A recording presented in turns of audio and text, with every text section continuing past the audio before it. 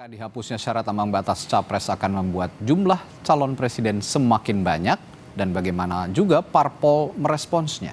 Kami bahas bersama politisi PD Perjuangan, Ciko Hakim, lalu juga ada Sekjen Partai Golkar Sarmuji dan juga Komisioner KPU periode 2017-2022 Ilham Saputra yang juga terakhir menjabat sebagai Ketua KPU 2021 ya hingga 2022. Selamat malam Bapak-Bapak. Malam. Ya. Malam. Saya ke Bung Ciko dulu nih. Bung Ciko, PDI Perjuangan gimana ngerespons soal putusan MK ini ambang batas presiden dihapus gitu dari aturan? Bagaimana nih Bung Ciko? Sebenarnya respons yang ofisial atau yang resmi kami belum ada, tetapi pada prinsipnya bahwa ini adalah suatu hal yang sifatnya final and binding ya. Kalau kita bicara terkait dengan putusan MK. Jadi ini bukan masalah suka atau tidak suka, mau atau tidak mau, ya memang sudah harus kita patuhi warga negara Indonesia, apalagi insan politik dan partai politik. Nah, tapi kita juga bisa melihat bahwa putusan ini tidak akan berdiri sendiri, artinya akan banyak undang-undang lain yang terkait dengan undang-undang partai politik, yang pasti sudah undang-undang pemilunya, dan banyak lagi hal. Jadi di DPR tentunya harus betul-betul mencermati, sehingga juga kalau kita tahu bahwa setiap keputusan itu kan ada positif dan ada negatifnya. Nah, mungkin banyak positifnya juga terkait dengan dihapusnya ambang batas ini, tapi tentu ada negatifnya. Itu juga kenapa partai-partai politik dan fraksi-fraksi kemarin juga mencanangkan parliamentary threshold 20% kan juga dengan pertimbangan-pertimbangan yang matang. Tapi kembali lagi, itu semua harus dilihat, diukur, dan kemudian kita juga harus betul-betul bisa membentengi untuk tidak terjadinya chaos dalam pemilu. Artinya apa? Tadi kalau semua partai politik partai politiknya begitu banyak atau bisa diloloskan dengan begitu mudahnya, sehingga partai politik itu yang manapun itu bisa mencalonkan presiden sendiri. Ya, pada suatu hari nanti kan kita juga waspada juga kalau ada 200 partai politik yang mencalonkan jadi 200. Nah, ini yang harus betul-betul dibentengi di DPR, bagaimana tadi rekayasa konstitusinya supaya tidak terjadi hal-hal yang tidak kita inginkan. Perihal banyak parpol yang bisa ikut pemilu itu satu hal karena ada parliamentary threshold. Itu kan bicara presidensial threshold sekarang. Nah, kalau perihal semua partai bisa mengusung capres dan akhirnya memunculkan calon-calon presiden yang begitu banyak, Anda melihatnya atau PDI Perjuangan melihatnya sebagai hal yang positif atau negatif sebenarnya?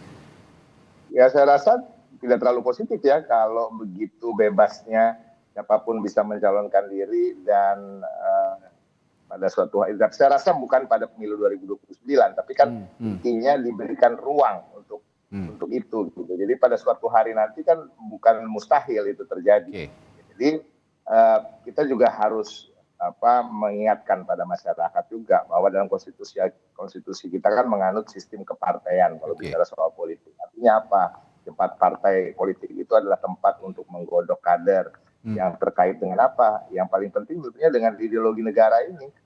Yang kita juga harus tahu, dan saya rasa semua juga sadar partai-partai yang sudah berdiri lama, mempunyai rekam jejak dan sudah bertahun-tahun misalnya, dan bisa dilihat garis perjuangannya selama ini, tentu bisa lebih yakin dengan kader-kader yang dimajukan ketimbang dengan mungkin partai baru yang kita nggak tahu sosoknya siapa, tapi dia ingin mencalonkan, tapi mungkin dia populer, kan punya popularitas yang tinggi, tapi kita belum pernah tahu terkait dengan ideologinya sendiri gitu. Nah, ini yang juga harus dibentengi oleh partai-partai politik yang ada sekarang. Kalau PDI Perjuangan menganggapnya ini, sepertinya saya asumsikan ini satu hal yang tidak terlalu baik begitu ya kalau memang memunculkan terlalu banyak calon presiden. Kalau dari Golkar, Pak Sarmuji, dengan banyaknya calon presiden karena tidak adanya presidensial threshold nanti di 2029 sebagai suatu hal yang positif atau negatif dari Golkar? Halo. Ya, silakan Pak Sarmuji. Ya. Pertama ini sebenarnya sesuatu yang mengejutkan ya, meskipun pada akhirnya keputusan MK bersifat final dan mengikat.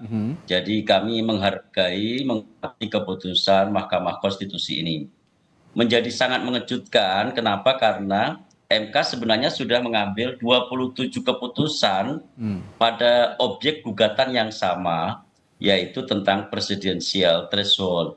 Dan 27 keputusan itu semuanya menolak gugatan atas presidensial. MK selalu cara pandangnya sama dengan pembuat undang-undang, yaitu keadaan dimaksudkan agar presidensial bisa berjalan sisi yang pemerintah bisa pemerintahan dengan kualitas yang baik. Yang kedua, MK juga selama ini bahwa di itu Pak Sarmuji, mohon maaf, legal sambungan policy. komunikasi Anda kurang baik sepertinya.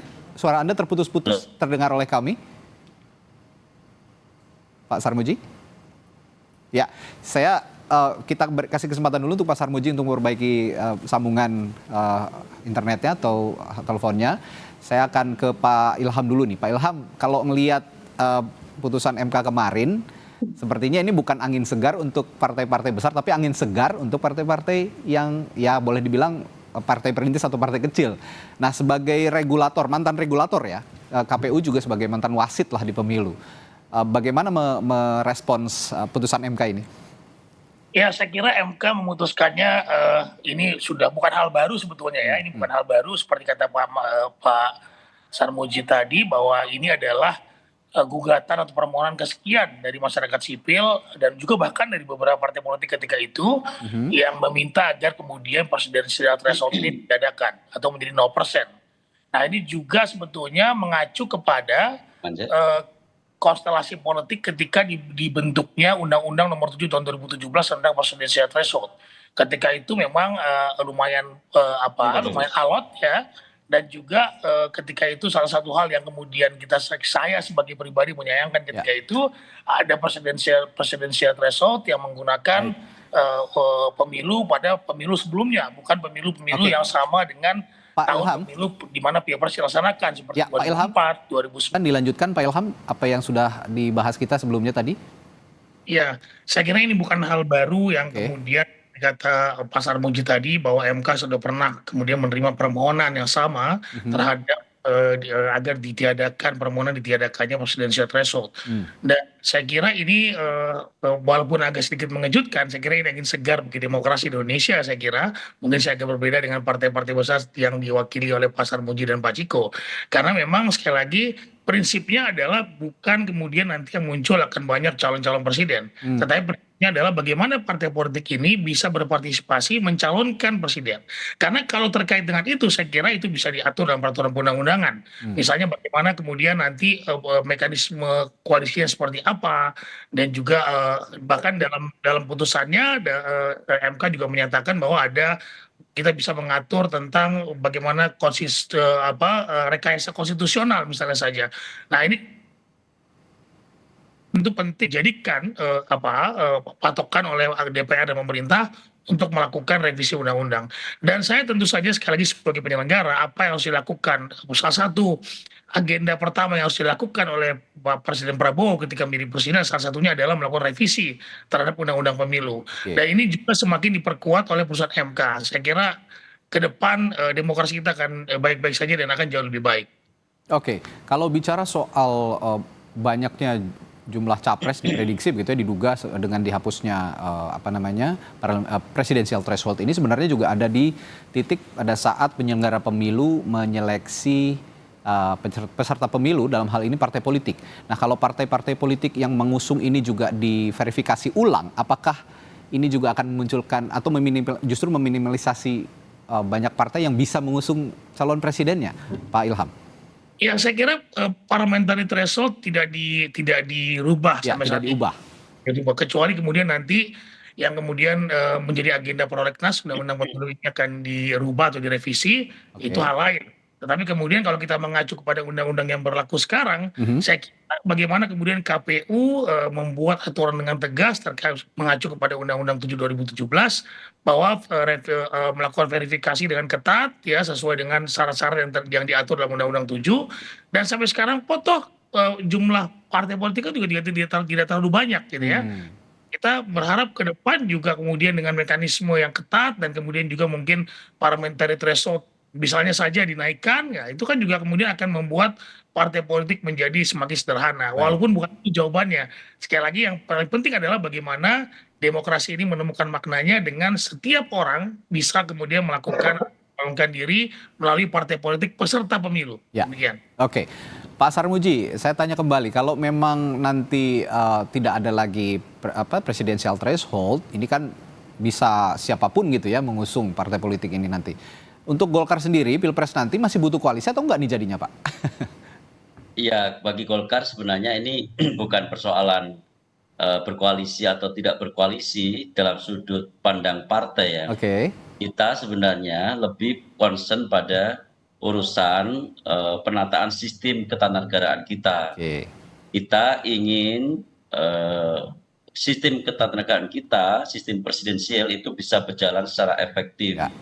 Kalau kita baca semua naskah akademik tentang undang-undang pemilu, undang-undang pilpres, undang-undang kepartaian, semuanya didasarkan bagaimana mewujudkan sistem presidensial ini bisa berjalan secara efektif. Oke. Saya sekali lagi saya sampaikan kita menerima, menghormati, menghargai keputusan MK. Oke. Tapi MK sendiri itu mereka merekomendasikan ada rekayasa konstitusional supaya partai-partai bisa berkoalisi dengan baik. Kan ini sebenarnya agak kontradiktif. Kenapa? Karena dimaksudkannya presidensial threshold, yaitu rekayasa konstitusional supaya partai-partai itu terdorong untuk menciptakan koalisi di awal, dan ini bisa menciptakan sistem presidensial yang efektif. Oke. Nah, ini sesuatu yang kontradiktif, tapi bagaimanapun harus kita terima. Oke. Artinya kita sekarang dalam posisi menerima keputusan MK sambil mencari formulasi baru di luar presidensial threshold yang bisa memberi insentif bagi partai untuk membangun koalisi sejak awal, dan itu tidak mudah sama sekali.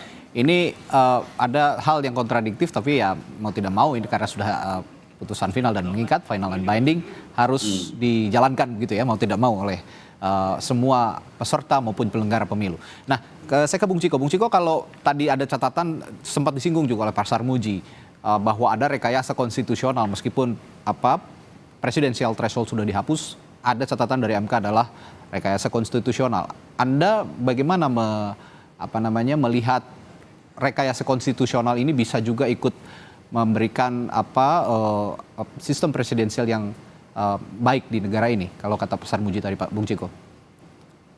Saya sepakat. Jadi pada prinsipnya kan gini, kita bukannya menolak atau kecewa berat atau hal-hal itu bukan, tetapi pada prinsipnya tadi yang saya sampaikan adalah kita menerima putusan ini, tapi tentunya kita setiap keputusan itu nggak mungkin selalu semuanya positif, pasti ada negatifnya. Nah, dan negatif-negatifnya ini apa yang akan menjadi potensi terjadinya hal-hal yang tidak baik justru bagi demokrasi kita, ya, termasuk liberalisasi pasar pencalonan misalnya yang tadi saya sampaikan, mungkin bukan di pemilihan yang berikutnya, tapi di pemilihan yang akan datang bukan tidak mungkin karena diperbolehkan, artinya nanti bisa lebih dari 10 calon misalnya. Apakah itu sehat? Apakah kemudian sudah tersortir dengan betul? Nah, ini yang sesungguhnya menjadi tugas partai politik ketika menindaklanjuti apa yang sudah diputuskan oleh MK untuk kemudian membuat benteng-benteng tadi supaya keputusan ini menjadi keputusan yang baik gitu hasilnya. Gitu. Ya, ini jadi artinya keputusan MK ini belum selesai begitu saja. Banyak undang-undang terkait yang harus juga disesuaikan dengan keputusan ini. Yang kemudian juga harus menjadi hal yang membuat keputusan ini akhirnya kita bisa mengatakan nah inilah keputusan ini ternyata baik karena kita bisa mendapatkan calon-calon presiden yang cukup banyak tapi juga telah tersortir dalam hal-hal yang tadi saya sebutkan. Misalnya ideologi, rekam jejak, dan lain-lain. Jadi bukan asal nanti tiba-tiba ada satu partai politik punya ketua umum yang kemudian asal ingin mencalonkan diri sebagai calon presiden. Nah ini mungkin bukan 5 tahun lagi, tapi bukan tidak mungkin karena kan diperbolehkan. Nah ini kita harus kita sadari. POV-nya, baik. Mungkin selama itu sudah diperbolehkan oleh undang-undang. POV-nya atau point of view-nya adalah hari ini dari partai-partai besar seperti PD Perjuangan dan Golkar. Tapi belum tentu juga nanti kita akan, lain waktu juga kita akan tanyakan bagaimana pendapat partai-partai perintis atau partai-partai baru terkait putusan ini. Mungkin mereka malah menyambut sangat positif sebenarnya ya untuk kemajuan demokrasi mungkin. Saya tidak tahu. Nah ini nanti tentu saja yang bisa memoderasi adalah pemerintah sendiri, penyelenggara pemilu yang juga nanti akan ditunjuk oleh pemerintah atau dipilih oleh pemerintah di periode selanjutnya untuk sama-sama bisa memoderasi bagaimana peraturan ini sebenarnya bisa memperbaiki sistem presidensial kita. Baik, terima kasih Bung Ciko Hakim, politisi PDI Perjuangan.